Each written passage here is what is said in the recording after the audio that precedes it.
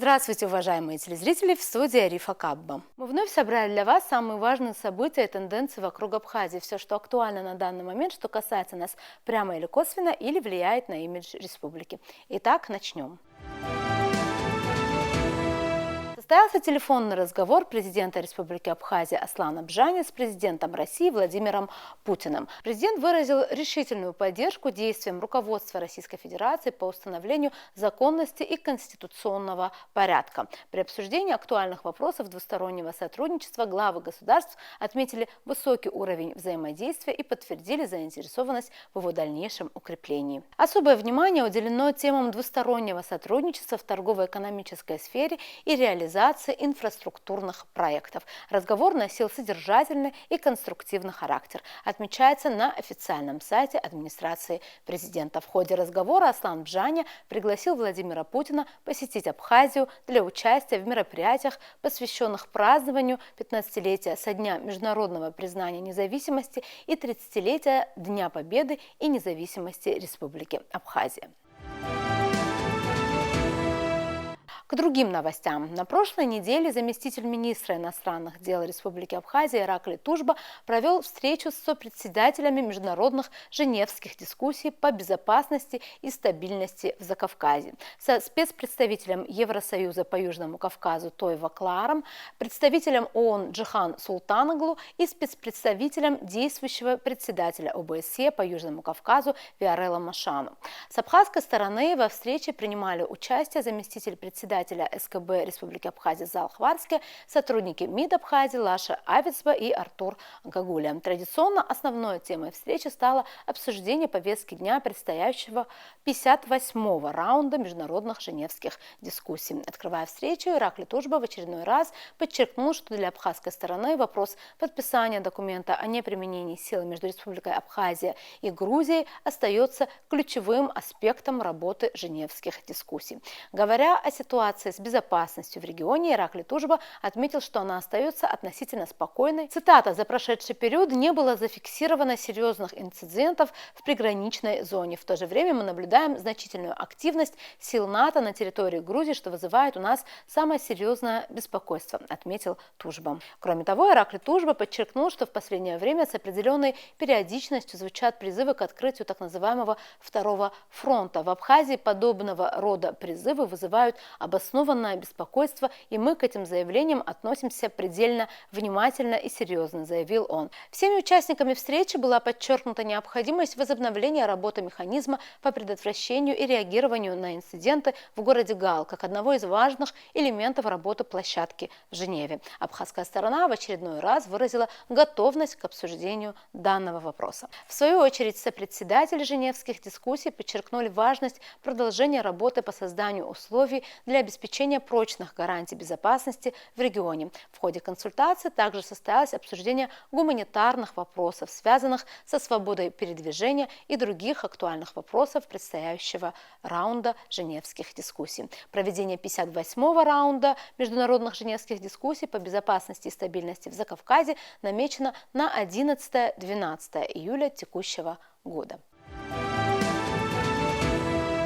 Продолжаем передачу. Во время пребывания в Турецкой Республике министр иностранных дел Абхазии Инал Арзанба провел ряд важных встреч, где не раз была подчеркнута важность активизации работы с соотечественниками в Турции, расширения международных контактов Абхазии с участием российских коллег, а также интенсификация информационной политики. В международном аэропорту Стамбула Инала Арзанба встретил полномочный представитель Республики Абхазия в Турецкой Республике Ибрагим Авицба. Инал Арзанба посетил офис полномочного представителя Абхазии в Турции, где прошло совещание с участием председателя Федерации абхазских культурных центров в Турции Мурата Махаря. Другими важными мероприятиями в ходе визита министра стала его встреча с чрезвычайным и полномочным послом России в Турции Алексеем Ерховым. В ходе встречи Арзанба и Ерхов обсудили вопросы, представляющие взаимный интерес. Дипломаты акцентировали важность реализации совместных проектов проекта в рамках функционирования механизма координации внешнеполитической деятельности между Республикой Абхазия и Российской Федерацией. Также отметим, что в Стамбуле состоялась встреча министра иностранных дел Республики Абхазия Инала Арзымба с председателем партии Родины Ватан Догу Перенчеком. В ходе встречи Догу Перенчек заявил: наша главная общая цель – это признание государственного суверенитета Абхазии со стороны Турции. Уверяю вас, мы добьемся этого в самое ближайшее время общими усилиями. Конец цитаты.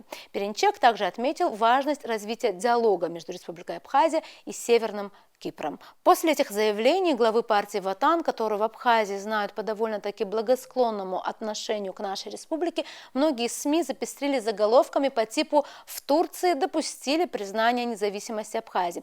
И хотя от официальных лиц или чиновников пока ничего подобного мы не слышали, но, как говорится, капля камень точит. Будем смотреть и наблюдать, во что это все выльется. В нашей сегодняшней передаче обсудить поднятые темы мы решили с политологом Бесланом Хакбом. Предлагаем вам интервью с ним. Здравствуйте, Беслан Алексеевич. Здравствуйте.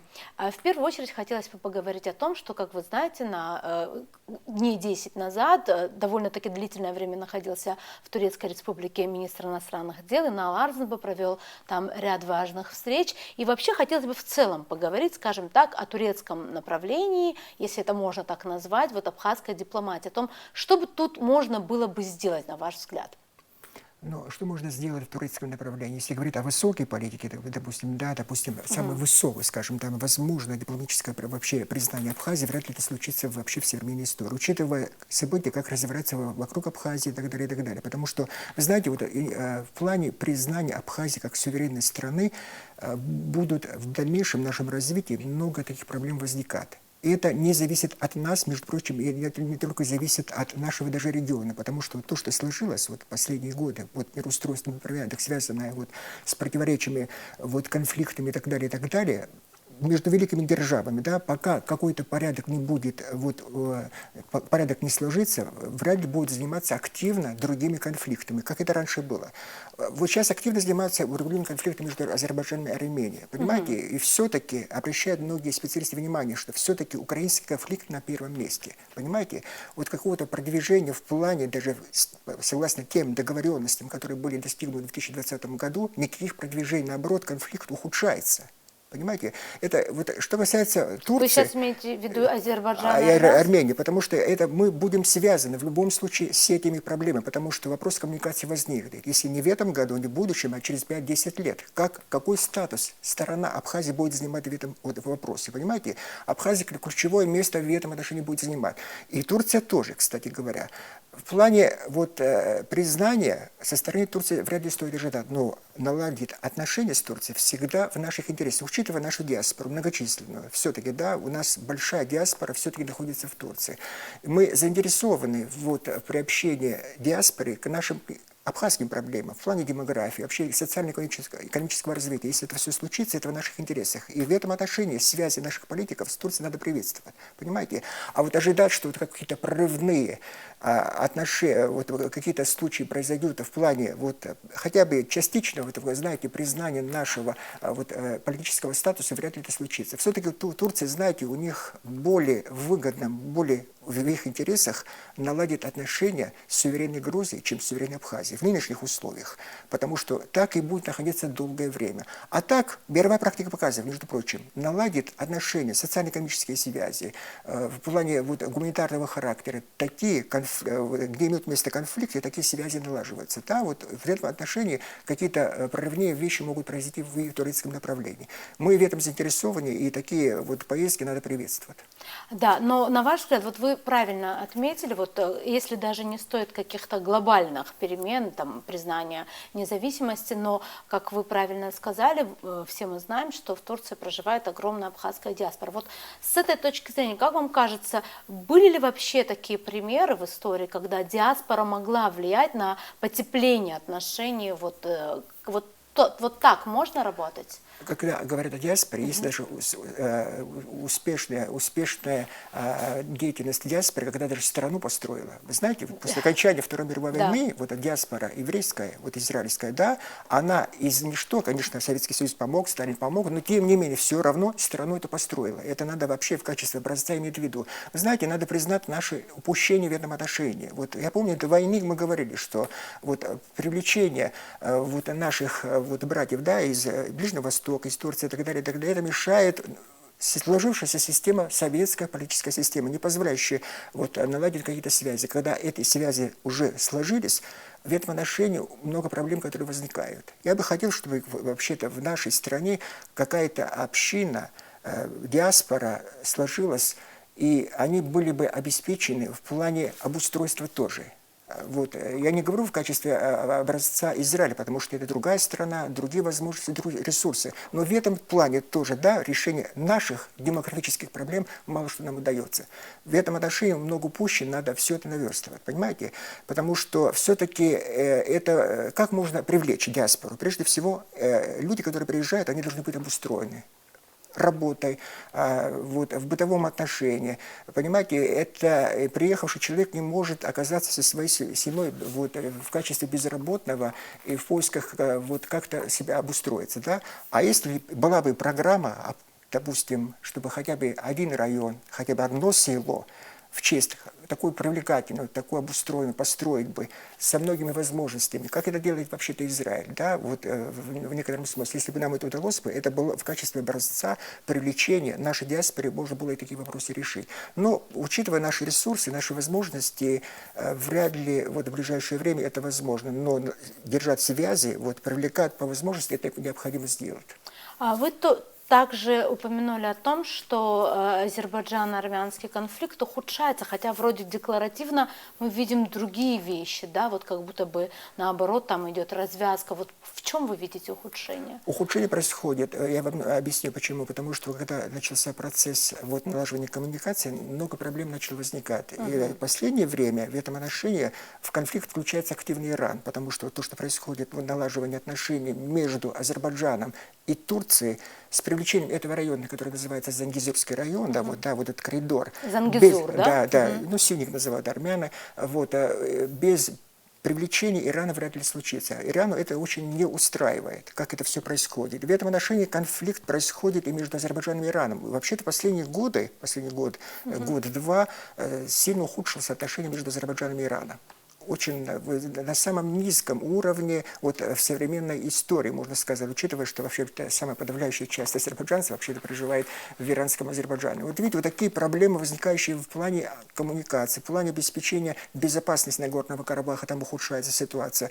Проблема возникает вообще-то статуса Карабаха. Мы как-то подумали, что этот вопрос решен, а оказывается, он не решен. Я вам напомню, что вот на Горном Карабахе, несмотря на то, что вот, часть территории, большая часть утеряна, но тем не менее там проживает около 120 тысяч армян. Как с ними быть? Как решить проблему гуманитарного характера? Понимаете, это вопросы, которые, я уверен, что годами будут решаться, хотя равны вот, некоторым направлениям, например, в турецком, да, вот, встречаются руководители стран между Турцией и Арменией, премьер-министры приглашают. Часто встречи происходят в Вашингтоне, в Москве, вообще-то в Европе, но все-таки очень много проблем, и этот конфликт будет сохраняться еще долгие годы. А еще вы говорите о том, что все-таки конфликт номер один – это то, что сейчас происходит на Украине, да, вот тут как движется ситуация, на ваш взгляд? Конфликт, это тоже отмечают специалисты, которые лучше меня знают, все говорят, что этот конфликт тоже на десятилетие. Буквально вот вчера вышла статья заместителя председателя Совета Безопасности Дмитрия Медведева, который написал статью для российской газеты, он прямо и пишет, что этот конфликт на десятилетие. Конфликт не завершится даже с окончанием военных действий, потому что речь идет о миропорядке, мироустройстве в будущем, потому что мир действительно изменился с украинским кризисом. Такого не было в современной истории, потому что каким сложится мир, он будет биполярным, многополярным, однополярным. Знаете, много вот, блоков, организаций, которые будут возникать, роль Организации Объединенных Наций, в чем будет заключаться, международных организаций других.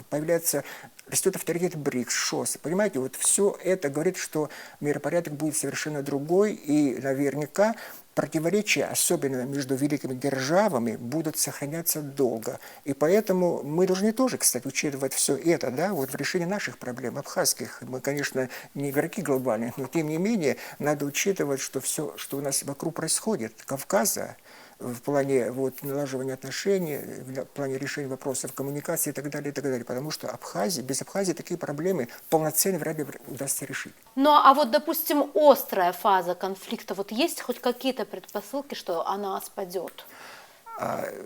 Это может произойти, если вдруг западные страны, как мы называем коллективный Запад, окончательно уже убеждается, по-моему, что военным путем этот вопрос не решить. Это первое. Украина потеряет часть своих территорий, в этом тоже почти все признают. А вот каким будет выглядеть, вот чем это, из какого военного, вот на полях сражений, вот на поле боя, как из этого состояния, в каком состоянии вот выйдут конфликтующие стороны, вот я имею в виду прежде всего и коллективный Запад, Украина и Россия. Еще неизвестно. Многие говорят, что вряд ли в ближайшие годы военные действия будут остановлены. Хотя некоторые политики на Западе крупного масштаба, например, бывший президент США понимает, что на территориальные уступки надо пойти, чтобы решить этот конфликт. Понимаете, вот очень много таких противоречий глобального характера вокруг Украины. Вряд ли это решится в ближайшие годы. Потому острую фазу пока мы это будем переживать еще, к сожалению. И теперь уже возвращаясь к нашей тематике, вот объявлен 58-й раунд женевских дискуссий, который будет 10-11 июля проходить. Все-таки вот в чем важность этой площадки для нас сейчас, вот в сложившемся миропорядке, на ваш взгляд? Если нам удастся, вообще-то надо участвовать в этих дискуссиях женевских, потому что это единственная площадка, вот в такой формат, где мы можем заявить о себе на международных форумах, да, вот в форматах. Другого нет. Учитывая, что все-таки участие Абхазии, мы должны быть заинтересованы, потому что Грузия и Абхазия – это соседи, да, гуманитарного характера всегда проблемы будут возникать. А как эти вопросы решат? Вот на таких форматах, в таких форматах.